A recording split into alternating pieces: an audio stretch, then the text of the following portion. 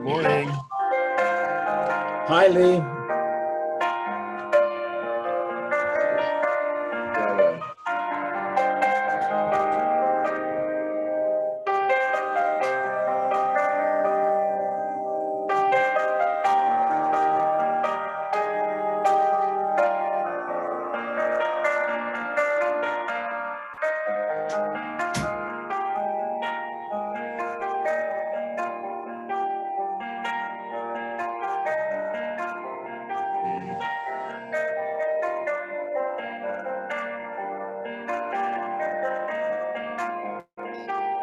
You all heard about the story of Moses, but there's so much new stuff that I didn't know reading this book that it's really interesting. So it's nice to talk about something we think we know all about, but at the same time, get a lot of new information.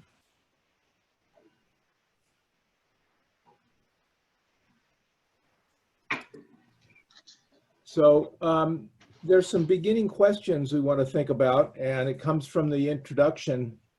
And I'm just getting something prepped here. Okay, so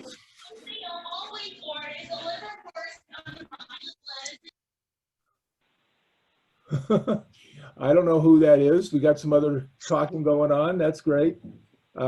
Glad to see we got a couple more people joining. Pastor Michael just joined. Kim just came on. So that's great. Okay, and we got Susan, of course. I probably never got down to telling everybody Susan was on. So the first question is, who was Moses? Was he a real historical figure, or was he a made-up idea of whoever was writing the Bible stories? I'm sure. Oh, Jennifer's on too. Hi, Jennifer. Morning, everyone. So anybody want to venture your opinion? I would say that he is very real. He was very real. Thank you, Susan. Anybody else want to chime in on real, or does somebody want to chime in on maybe not so real? I would probably agree with Adam Hamilton as he talks about the three ways of understanding, his third way. Which was, you want to repeat that for everybody? Well, let me get it here. It's, hey, David.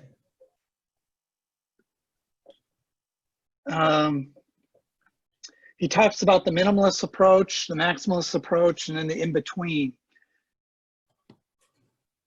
Okay. And probably, yes, I probably believe that there was a figure named Moses that was a long time ago, but then the biblical writers used the stories about him to put together their understanding of God's relationship with Israel. Okay. Anybody have want to go minimalist or maximalist on us? If you read the introduction, that was one of the first things he talks about. The second thing, I could probably lean a little toward the minimalist too. Okay, well, like I said, we're going to learn a lot of new things about Moses. We've all heard the stories. Now we want to talk about the stories and what we should believe or not believe, or what other people believe, because it's a good idea to know what other people are thinking about. It was interesting to hear that some of the Jewish people that he talked to didn't necessarily believe Moses even existed. So I thought that was kind of an interesting take, and that there was such a divergence in different I guess different levels of Judaism, but different takes on some of the history and where the Bible came from. I mean, one of the things that was said about Moses was he wrote the Torah. Of course, there's we'll talk about more of that as we go along. So when did he live? That's not known for sure either. Well, they have a couple ideas, right? They have guesses. Yep. Yep. And we'll talk a little bit about that. Where did the narrative of Moses take place? Where did all this happen? It started in Egypt, and then as we go through, we'll get out of Egypt at some point, right? There's a whole book about that, right? Called Exodus. But Exodus also has the beginnings of the Moses story. Well, didn't he get married in Saudi Arabia? Southern Saudi Arabia? Is that when he became a shepherd? Yeah, we'll get to that in another chapter. Okay. So yes, it takes place. It goes out of Egypt and into what is now Saudi Arabia, and then gets close to where Israel is now. So there was two different theories about Which basically is the Sinai Peninsula. Sinai Peninsula. Thank you. And there's two different ideas about when he lived. Interesting that they managed to record the names of some of the people, but they didn't record the names of the pharaohs. If they'd recorded the names of the pharaohs anywhere, we would have had a much better clue when that happened. So how do we think the actual stories of Moses came to be? Weren't they passed down word of mouth? That's what we think. You know, so Storytellers. we don't really think Moses wrote all the books Right. He by could himself. write about his own death. That's right. It later at the end it talks about his own death, and it's kind of hard to write that part yourself. But at the same time, the stories were passed down, and it's not that too different, frankly, from how the New Testament came about, right? The New Testament was where the people were keeping. Nobody was taking the videotapes or the audio tapes of what was going on. So they were what people remembered. The stories that were passed along, and then finally they started drafting up text to go with it. Yeah, Scott, I'll just add a little bit to that. Sure. Because I agree with that. I think what the Bible shares are people's experience with God. And they wanted to tell that story so that future generations would know about this God and how this God has played out things through history, and especially with the chosen people. And if you've had a chance to read the any of the book yet, you'll find out that that's really part of the purpose of what Adam is trying to do with this story of Moses. He's not just trying to write a history book or repeat what's in the Bible. He's really trying to talk about what some of the really how God is working in the world through people, and using the Moses. He's bringing that out as part of the Moses story, and that's part of, as Michael just said, part of why people wrote this down, was to explain the relationships of God. So let's get started with an opening prayer. Let us pray. We come, Holy One of Israel, to explore Moses, the most significant figure of the Old Testament. Guide us as together we experience the power of ancient tales, shared by firelight, and later recorded and preserved. Most of all, grant that we may encounter you and your story in the story of Moses, that we may gain new insights about ourselves and about the place of that story. In the name of your Son, Jesus, we pray. Amen. Okay, well, we're going to start the video. Here's some questions to think about. We're gonna hear about pyramids and temples, and I'd like anybody to share if they haven't been there. Now I know some people have, so if you've been there, you want to share your impressions of what you saw compared to what's in the video, or if you haven't been there, is this what you expected? And if anything, what was different or surprising? Why do you think Adam spends so much time talking about pyramids and temples? And how does that information in today's video relate to the Moses story and to God's story? So if you think about those as we go through, we'll see if I can get this going.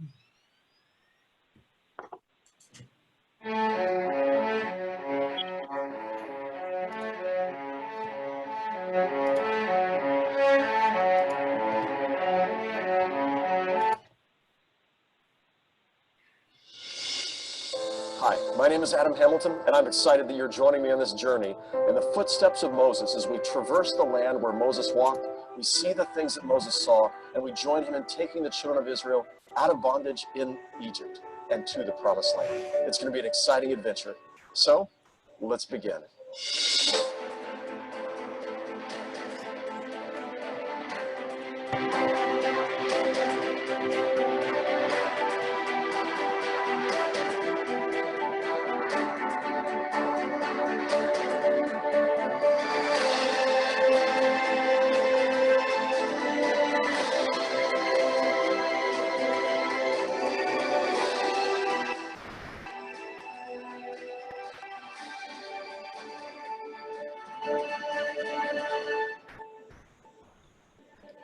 I'm so excited about this journey with you to Egypt. And I just want to remind you, these videos are meant to accompany the book. And the book will tell you more about the story of Moses, give you the historical background, and help us understand what does Moses' life mean for us today. In these videos, my primary purpose is simply to take you to Egypt and to allow you to see the things that Moses would have seen, to walk in his footsteps, and perhaps for those experiences to help us understand Moses' story more completely.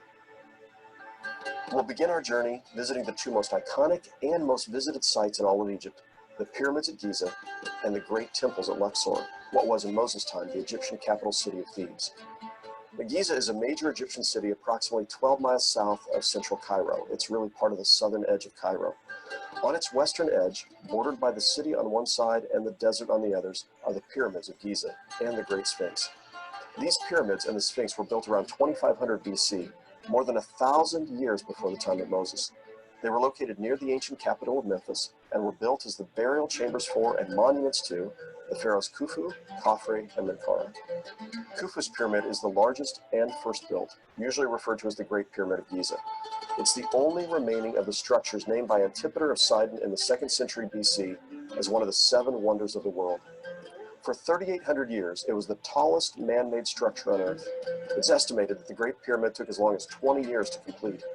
It was originally 481 feet tall and is built from over 2 million blocks of stone, carved across the Nile River and brought over 5 miles to the location of the pyramids. Some wrongly believe the Israelites built the pyramids, but these pyramids were here long before there were Israelites. Abraham likely saw these pyramids when he sojourned in Egypt. So the pharaohs built the pyramids as their burial chambers. And to stand here and actually have a chance to touch these stones, and you realize 4,600 years ago, the slaves who were cutting these rocks out of the mountain across the other side of the Nile, bringing them here and installing them in this location. And when Abraham arrived in Egypt, as Genesis describes, this pyramid would have been here, was standing 600, maybe 800 years before Abraham ever arrived on the scene. When Joseph arrives in Egypt, he sees the same pyramid we're seeing today. And Moses, of course, grew up in the shadow of the pyramids. He would have seen them many, many times across the course of his life. So in the 3rd century before Christ, when the Greeks came and they began exploring Egypt and Egyptian culture and all of the things that were here, they found the pyramids, but they were buried mostly in sand, and just a little tiny portion of the pyramids on the top. And you can imagine what it was like as they were uncovering all of these amazing finds. So as we stand here before the pyramids, we have the Sphinx, has the body of a lion and the face of a man. And the face of this particular Sphinx is Khafre, the man whose pyramid is right behind it. And he is the protector of this necropolis where the kings are buried here. So this is the Sphinx and the Great Pyramids of Giza.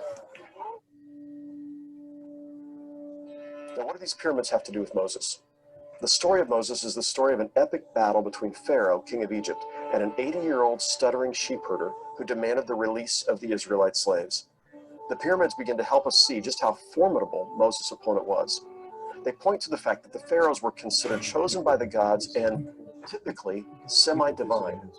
Their ability to commission such massive monuments built for their own glory and death, monuments not seen on this scale anywhere else in the world, tells us just how powerful they were. Now, I'd like to take you from the pyramids at Giza to what was the capital city when Moses was born, the ancient city of Thebes, but what is today known as Luxor. Now, by the time of Moses, pharaohs were no longer building pyramids. They were building massive temples. Egypt's largest and most famous is the Karnak Temple, one of the largest temple complexes in the world. It was begun 500 or 600 years before Moses was born, and each pharaoh added to this colossal structure. While ostensibly built to honor the gods, these buildings seem focused on honoring the pharaohs and declaring their greatness. The exterior walls of the temples feature glorious and often exaggerated battle scenes with the pharaohs defeating their enemies. Throughout the temples are giant columns and walls covered in bas-reliefs of the pharaohs making offerings to the gods. Statues of the pharaohs like these further point to the glory of the kings of Egypt. Located nearby is the Valley of the Kings. And it's fascinating to travel through the Valley of the Kings. We weren't allowed to take cameras into this place, but as you go into the Valley of the Kings, you have a chance to see the burial places that were prepared for the pharaohs. From the time they first became king, they would commission their burial chambers. And it might take 20 or 30 years to complete these chambers.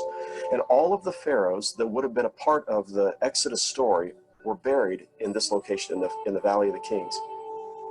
The other magnificent building in Luxor, in the city of Luxor itself, is the Luxor Temple. And best visited by night, it's magnificent. And as you walk through this building, it becomes crystal clear that the central focus here is on the pharaohs. It's thought that this temple was dedicated to the cult of the pharaohs. And it may have been here that most of the pharaohs were coronated, where they were imbued with divinity.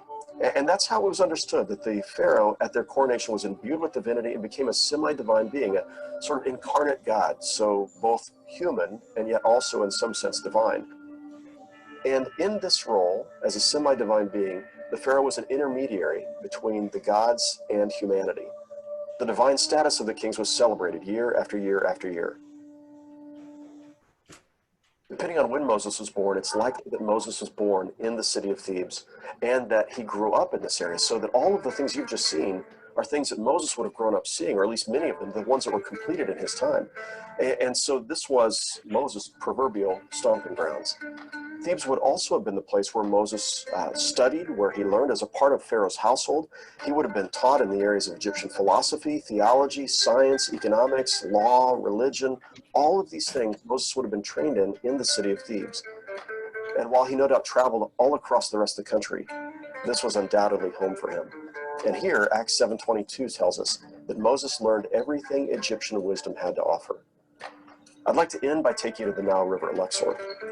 Now, there's no overstating the importance of the role of the Nile in life for the Egyptian people. It was life. The scripture tells us that Pharaoh had become nervous over the growth of the Hebrew population in Egypt, for reasons I mentioned in the book. Consequently, he commanded that the boys born to the Hebrew women be put to death, that the boy children be thrown into the Nile River and killed. Moses' mother had managed to hide her son until he was 3 months old, and then she had a plan. Knowing the location of where Pharaoh's daughters bathed along the Nile, she placed her son in a basket at just the right time in the hope that Pharaoh's daughter would see her child, have compassion, and take him home. The Israelite slaves, many of them, most of them lived in the land of Goshen, but undoubtedly throughout the land of Egypt there were Israelite slaves. And it was here that the royal family lived, so this scene likely unfolds right here in Luxor. Taking a boat ride upon the Nile today is a magnificent experience. We took a small boat out at just before sunset, and as we were cruising down the Nile, just so peaceful, beautiful, and the scenes that you see all around you, I imagine this is very much what life looked like 3 millennia ago when Moses was living. You find the farmers scattering their seed, the fishermen fishing, the reeds growing on the banks of the Nile, and somewhere along this beautiful river, I imagine a young woman taking her little boy, placing him in a papyrus basket, setting him among the reeds where Pharaoh's daughter came to bathe, hoping, weeping, praying that she might have compassion on her son, and take him up, draw him out of that basket and out of the river, take him to be her own son, and give him a future.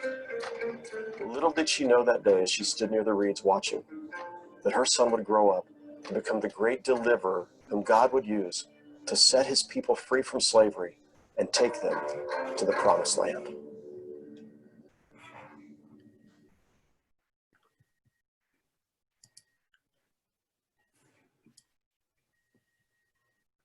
Okay. Anybody learn anything you didn't know before? The one thing I noticed that immediately was that I have not been to Egypt, but I did go to Israel, and those pictures of Egypt is what I imagine I was expecting Israel to look like. Very barren and dry and not very much vegetation, but that's completely not true. Israel is very green and lush now. So there was a compare. I noticed that right in the opening scenes of his video. Okay. Anybody else's first impressions? How many people have been to Egypt and seen the pyramids? David, David. Okay. does it blow your mind, David? You're muted, David. They're big. We went inside. Kids did the camel ride around. They keep saying I did the camel ride as well, but I don't remember doing it. Put that on your mind, huh?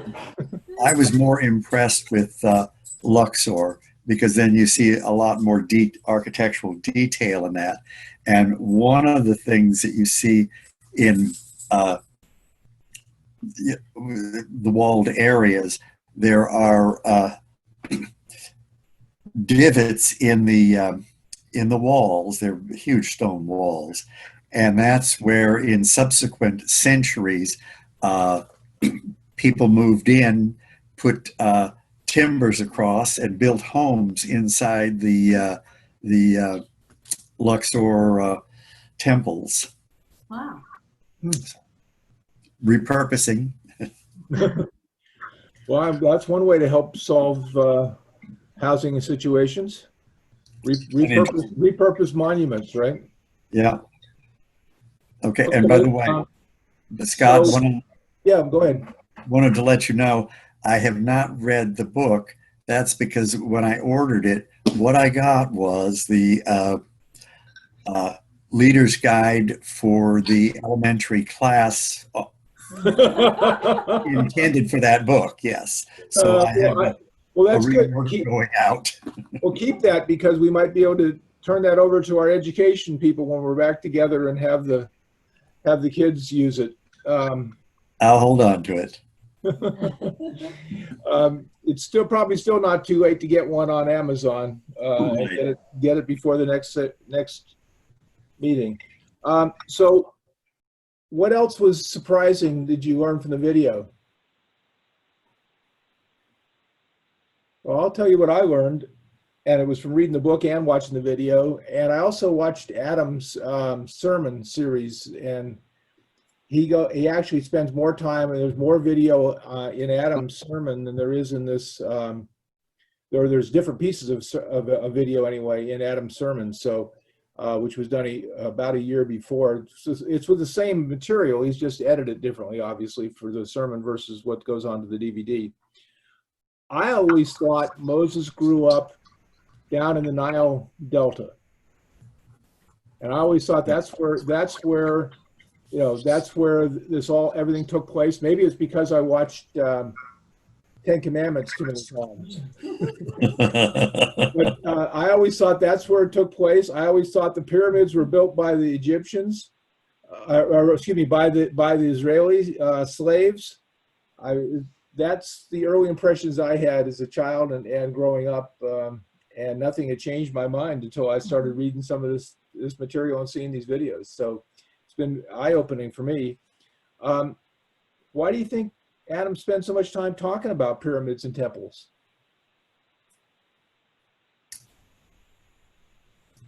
Oh, to give I us, think it showed the power of the Egyptians.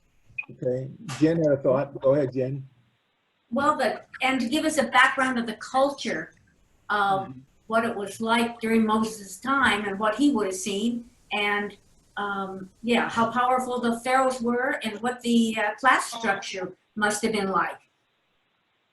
And what I was reflecting on is that slavery somehow must have had a different definition then than it does now or whatever, because by the time they're up in the Sinai, they've got enough gold in that to melt down. Now, I realize that some of the Egyptians gave the slaves gold to leave, but I mean, you can make a golden ox out of this stuff, and things just seem.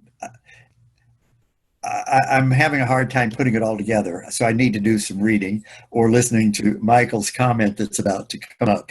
Okay. Well, you were probably referring to about plundering the Egyptians as they left in the Exodus. It's hard to say how much plundering happened. There's no evidence in any of those hieroglyphics that you see on the walls of any kind of escaped slaves.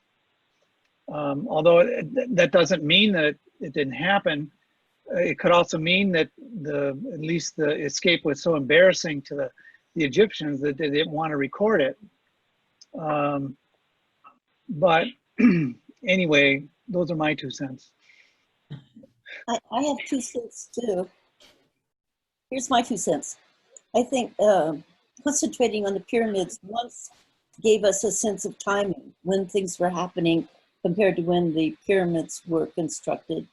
And 2, the evidence of worshiping multiple gods and then switching to one god and then back to multiple gods again.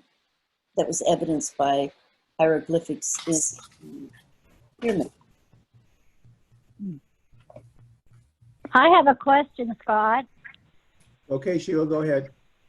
Where did the pharaohs come from? I mean, how did they start to be pharaohs? I know that wasn't even talked about here, but it raised that question in my mind. Anybody want to help? A long time ago. Yeah, I figured that. There were tribes first in along the Nile, and there was a southern kingdom and there was a northern kingdom, and Okay. I can't remember the exact dates of those, but eventually one group of people was able to defeat the other group of people, and through that they began to raise up the leader, so to speak, and thereby declare that person what we know as Pharaoh. If you think about other cultures, how people get to the top position, it's usually because there's something about them. They're charismatic. Maybe they're the strongest. They can defeat anybody who challenges their rules. But there's if you go back and maybe check out in an encyclopedia or some history books, you'll get better information than I'm giving you. But Well, Adam talks about that in the book. He talks about how the northern tribe and the southern tribe came together, and Pharaoh, and he goes through a few of the pharaohs. I think I read it somewhere else too. So, but basically they like any other ruler, it gets passed down within the family. It's just another name for king, I guess. The rulers are called kings, or they're called something else, but Pharaoh happened to be the name that the Egyptians used, and I'm not sure what Pharaoh exactly stands for. Thanks. Somebody else had something? Scott, at different times, the tribes were all together and then would split into the northern and southern kingdom, and then the Pharaoh would control both of them, and then there would be 2, and then they would join together again. But most of the time, the Pharaoh was in Thebes and controlled both ends of the kingdom and were extraordinarily powerful. There's a book, I can't remember the name of it, that describes what we know of the whole chronology of the gazillion kings and pharaohs, actually pharaohs that there were during that time. Okay. Very interesting. Well, I have a couple of history books in my library that I'll refer to after this session and see what I can dig up. Good. Yeah. Share anything you feel like it would help. So, Okay.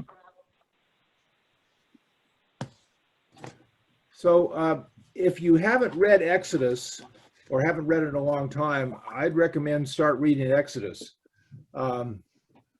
because there is a lot to the story, and there's a lot more to the story than Adam has time to go into or even the book goes into.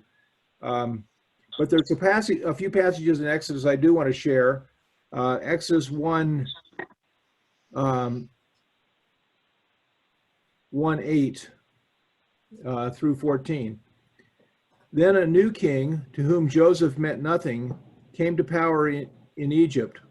Look, he said to his people, the Israelites have become far too numerous for us. Come, we must deal shrewdly with them, or they will become even more numerous. And if war breaks out, we'll join our enemies, fight against us, and leave the country. So they put slave masters over them to oppress them and force labor. And they built Pithom and Ramses as store cities for Pharaoh. But the more they were oppressed, the more they multiplied. This is the Israelites, and spread. So Egypt became to dread Israelites and worked them ruthlessly. They made their lives bitter with harsh labor in brick and mortar, with all kinds of work in the fields. And all their harsh labor, the Egyptians worked them ruthlessly. So why do you think the pharaohs were afraid of this slave group that they had, the Israelites? Why do you think they were afraid? Why do you think Pharaoh was afraid? I think in part because their culture was very different. They were a separate culture in the Egyptian culture that was not integrated in. And the Egyptians were worshiping one set of gods, and the Israelites were worshiping a different God. So their worldviews were vastly different. Well, think about today. How do we view minority groups in our country? Are we afraid of them for some reasons? No, but they have a different culture, that's for sure, in many cases. Right. But I think people sometimes, when they don't understand other cultures, there is a fear until we get to know people. And I think in the case of the Egyptians versus the Israelites, it was a little more than that, as the scriptures say, that the Pharaoh was concerned that if a nation was going to attack Egypt, that the Israelites would join their army instead of the Egyptian army. Oh, yeah. So that's the reason that is given to enslave the Israelites. And that seems to be the reason that people enslave other populations or groups throughout history. It seems to be human nature, unfortunately, that someone in power or wants to be in power does that at the expense of a part of the population, whether it be their own countrymen or foreigners or whatever it is. And it seems to happen throughout history. We've got plenty of examples. And if you move further into the future, not all the way into the future, but during the time of Assyria and Babylon, when they invaded people and they would remove people from their country, such as the Assyrians did in the northern kingdom of Israel, so that there wouldn't be any kind of retribution from the people who were conquered or rebellion. The same thing happened later with the Babylonians and Judah. So the way the ancient people practiced warfare, so to speak, is a little different, you might say, than today. And probably today is no more barbaric than it was then. Well, I do remember when Rome conquered or wiped out Israel, Jerusalem in AD 70, they took slaves all the way back to Italy. Yeah, the Romans were, Hebrew yeah, slaves. they took slaves, Romans took slaves wherever they went. Every country they captured, they took slaves. If yeah, you there's a remember, good movie I just saw called Spartacus. if you remember, I don't know, I think I'm in Chronicles right now in my year with the Bible thing. It talks about the fact that when Solomon built the temple, it was built by foreigners. They rounded up 80,000 foreigners and enslaved them to build the temple in Jerusalem. And if you read those sections, that was standard with Israel and their kings, that they enslaved and used their minorities, foreigners or immigrants or whatever, as their labor. In one of his books, Walter Brueggemann talks about that King Solomon is actually another kind of pharaoh. Yeah, it seems like it when you read it. Yes. Mm-hmm. And then you can go into any, more recent history, 1800s, 1900s. Think about how Hitler came to power and how he put basically made his German people to take power. Found various enemies that he could name so that they would, and then treated them differently than he treated the others. So I think think about our own history here, how we came in and collected up all the native people and made them move to different places and created a culture with slaves from Africa. We all do it. And we should remember that the White House was built by slave labor. Yeah. The slaves were the white owners were paid for the use of their slave to build the White House. And I think they built the Capitol building as well.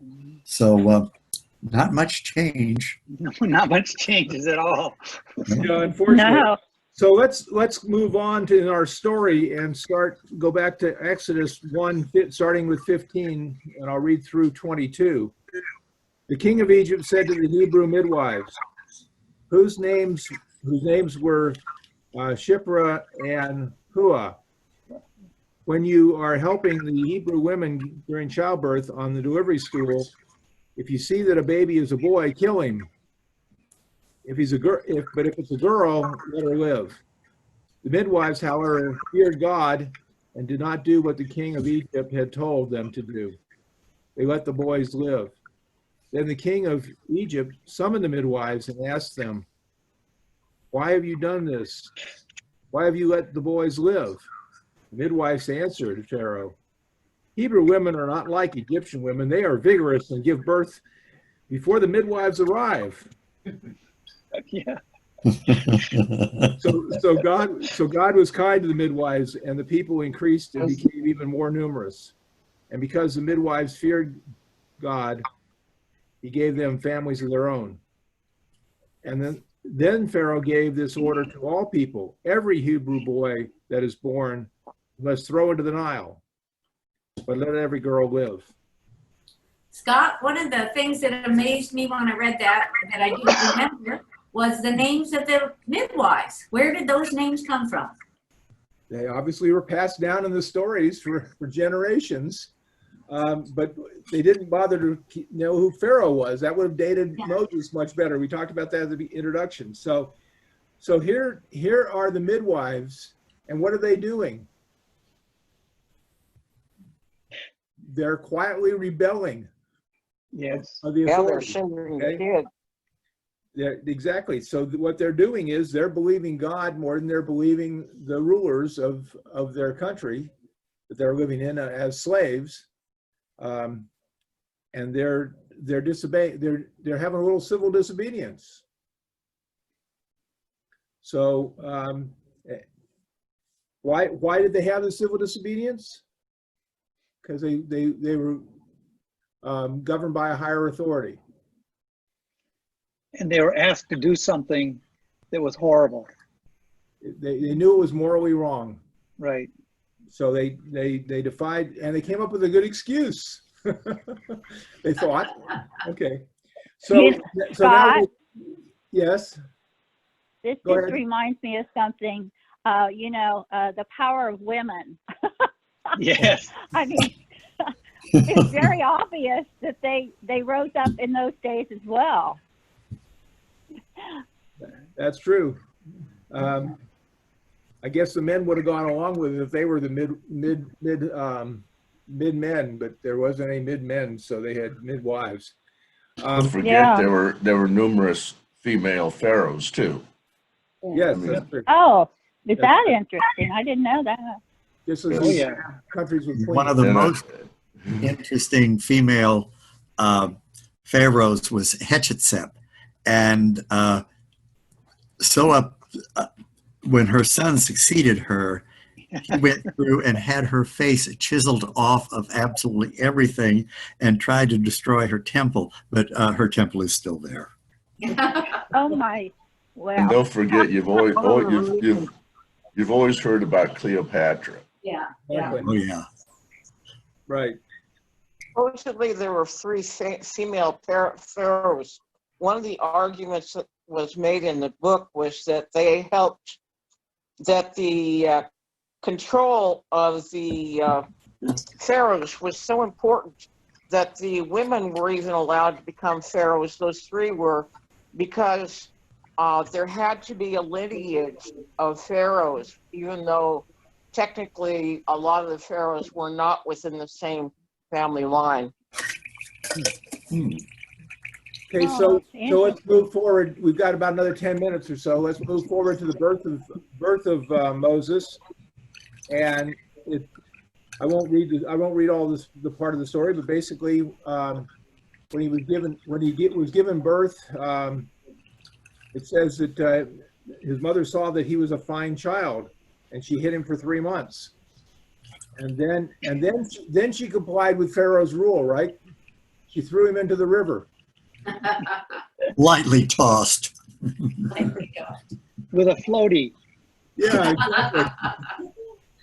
Floaty. So she showed a little civil disobedience as well. Although she did comply with the rule, she did put him in the river. that's right. The Pharaoh probably should have made sure his command said, "Throw him in the river without a reed basket."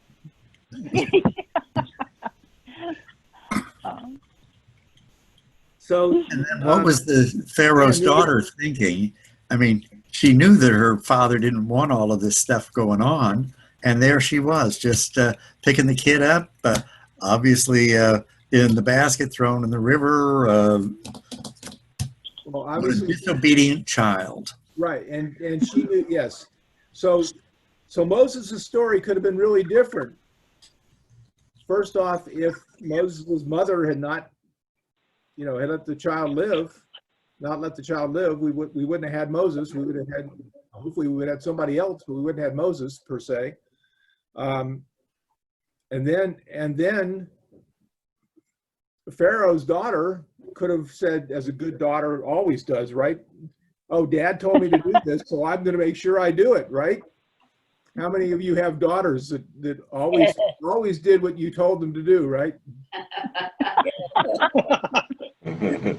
I still remember stories I heard long after the daughters were married, and heard them talking about things that they had done in their teenage years that I'm sure glad I didn't know that was going on at the time.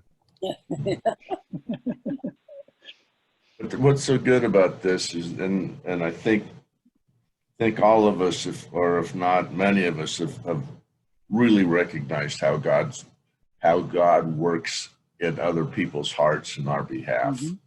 I mean, it's such a great show of that, and you know, I've seen it over and over in my life, and I just you can't explain it sometimes. You don't recognize it until later on, and then all of a sudden you figure it out. But it's I think that's surely what's being shown. Yeah, you know, if you go back to Genesis chapter 12, when God promises Abraham all these wonderful descendants, because it's through Abraham's family that all the families of the earth would be blessed. I mean, to me, that's the overriding theme of the Bible, that God is out to bless all the families of the world. There are hiccups along the way, such as slavery in Egypt, and then people cooperating with God. But I also think Rick is dead on with how God works through us, and we might not even realize it at the time. Moses probably did not realize it at the time either until he was in the thick of it.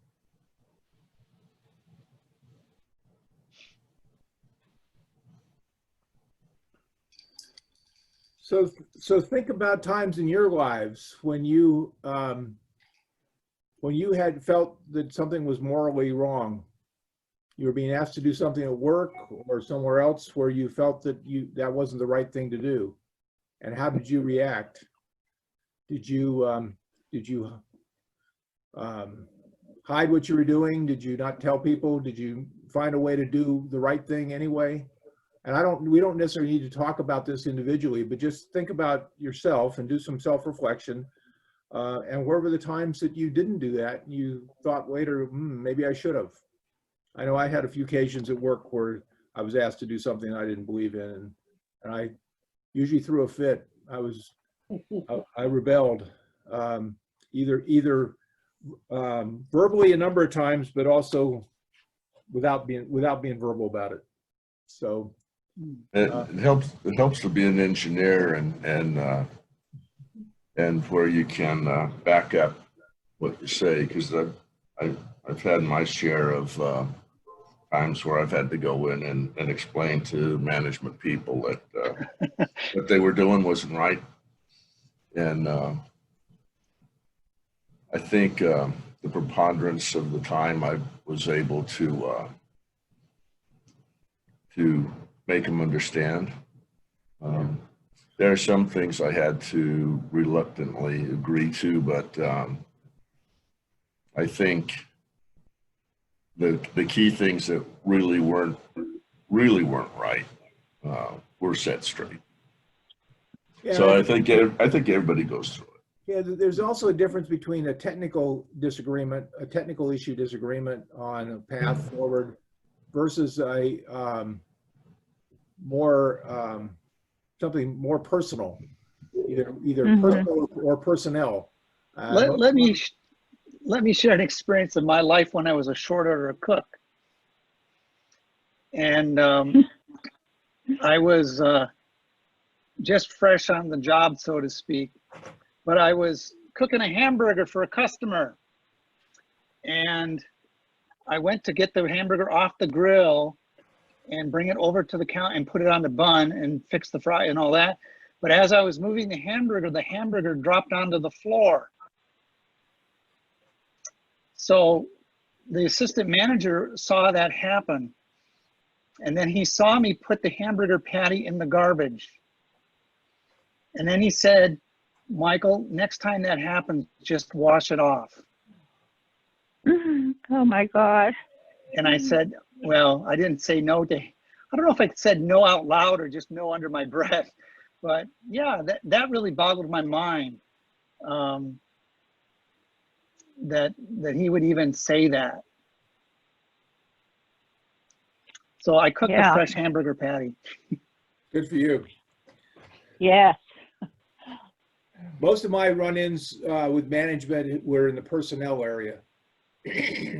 I mean, I think I could always manage one way or another on the technical areas to get either my way or a way that I felt was right technically, or at least understood their positions from a technical point of view. But the areas that always seemed to rub me the wrong way were the management things, where they were making some personnel decisions, or they were either imposing or not imposing some rules that didn't seem to make any sense at all. And I always have run-ins with management on those kind of things because I don't know, I had a sort of a do unto others point of view, and a lot of times management didn't like that idea. As a lawyer, I ran into situations where I so strongly disagreed with the client, and yet because of my ethical obligations to represent the client, I had to do what they said. But it was one of the reasons why I took such a big pay cut to be a judge, so I didn't have to do anything that I felt was wrong. Good reasoning. Yeah, and that's part of the problem with hopefully you didn't do anything for a client that you felt was illegal. It may have not been what you would have wanted to do, but it wouldn't be something illegal. We just watched Nothing illegal. during the COVID. Nothing illegal. The COVID shut-in, while we aren't going to the movies, even though the theaters are open, we're not going to go through the old movies in the theaters. Pat and I have been watching the Channel 40 shows, TCM shows. We always used to watch them, but this time now we're every evening we're trying to find a TCM movie, either current or one that I've gone earlier on and taped, so we can watch it. Tape's the wrong word. We have the DVR now, so it's video recorded. But in any case, we watched one last night called Illegal, and it was about it was a 1939, I think. Edward G. Robinson is the DA, and he wrongly convicts an innocent person who gets put to death. So he changes his whole approach to life. He tries to become a civil lawyer, can't find any work, then becomes a criminal lawyer, gets involved with the underworld, and then finds a way to do him in, to do the right thing, even though it appears he was trying to do the wrong thing. So it was a very interesting movie. You haven't seen it. It had a lot of good moral lessons to it of how to do the right thing even in times of distress, and then get his client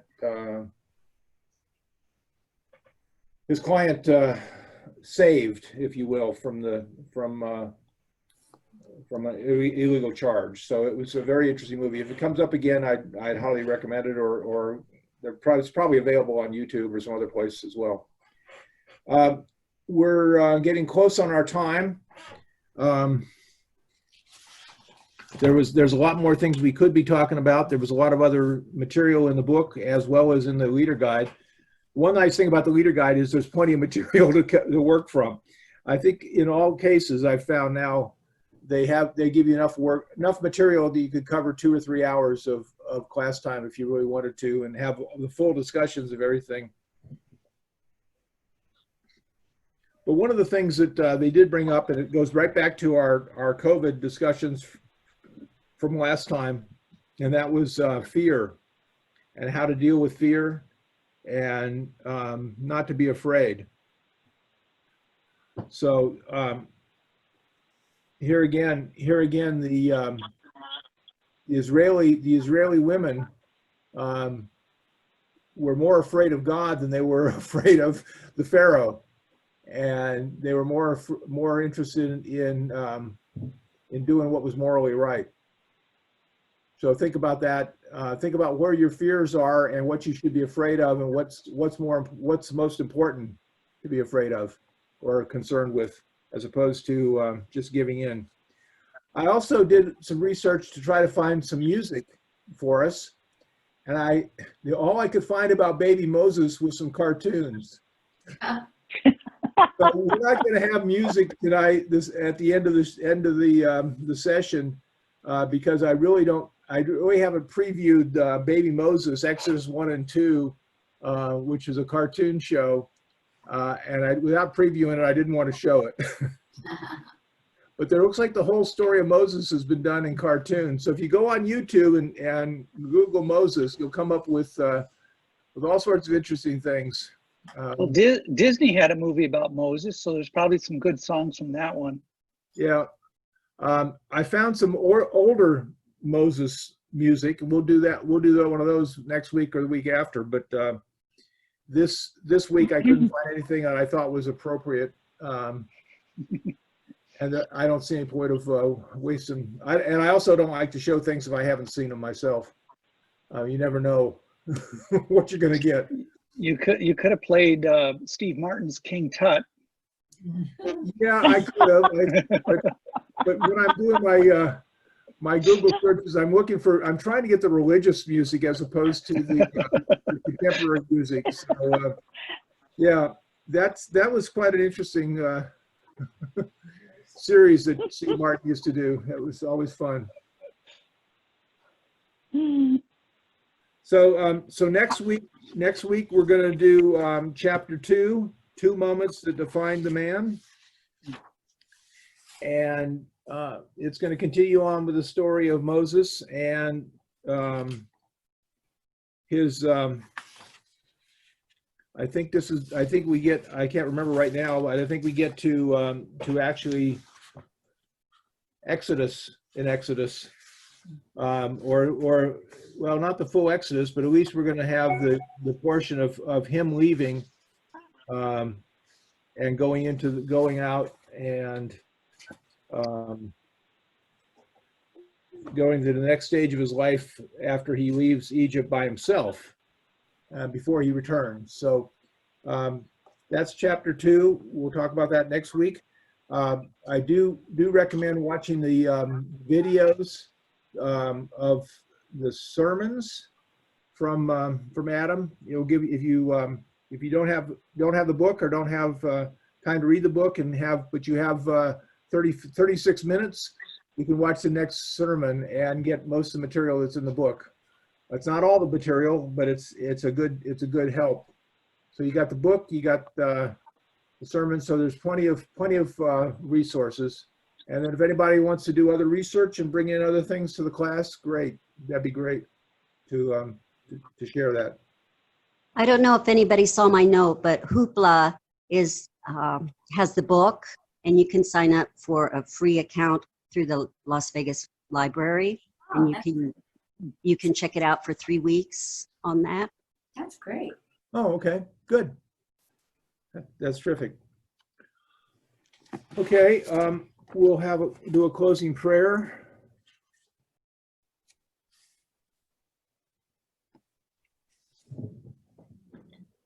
Oh God, you called us to find ourselves in your story. Grant us the courage not to give in to fear and to find creative ways to resist what is wrong. Help us to trust that you can work in and through us to accomplish your purposes. Move us to compassion for those in need and stir our will to be part of your saving story. In the name of your Son, Jesus the Christ, we pray. Amen. Thanks, Scott. Amen. Thank you, everybody. We'll see you next week. Thank you. Okay, bye. Thanks, Scott. Take wear your mask. Thanks, everybody.